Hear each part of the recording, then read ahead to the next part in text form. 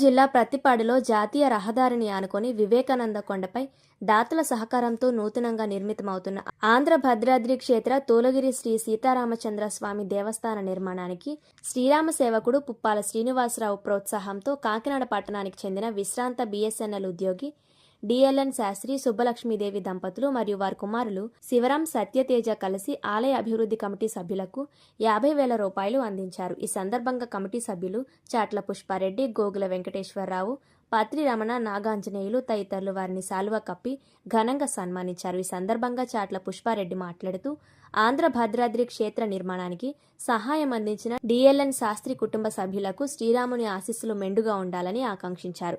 విరాళదాత డిఎల్ఎన్ శాస్త్రి మాట్లాడుతూ ఆంధ్ర భద్రాద్రి క్షేత్ర నిర్మాణానికి ఈ ఉడతా సహాయంతో పాటు భవిష్యత్తులో తమ వంతు పూర్తి సహకారం ఉంటుందని తెలిపారు. ఈ కార్యక్రమంలో శ్రీరామ సేవక్ సభ్యులు నేతి శ్రీనివాసరావు, వనపర్తి గణేష్ తదితరులు పాల్గొన్నారు.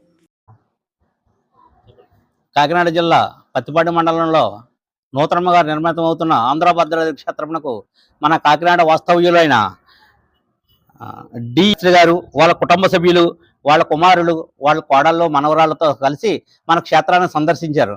ఈ క్షేత్రం యొక్క వైభవాన్ని, చేస్తున్న పనులను చూసి మన ఆంధ్ర భద్రాద్రికి 50,000 రూపాయలు విరాళముగా సమర్పించి ఈ రామక్షేత్రానికి ఎదురుగా హనుమంతుడు ఒక గుడి కట్టమని మనల్ని విన్నమించుకున్నారు. మన కమిటీ తరపున వాళ్ళకి అలాగే గుడి కట్టిస్తానని, హనుమంతుడు ఒక ఉపమండపం కడదామని మా కమిటీ వాళ్ళతో ఒప్పందం అంగీకరించాం. జై శ్రీరామ్.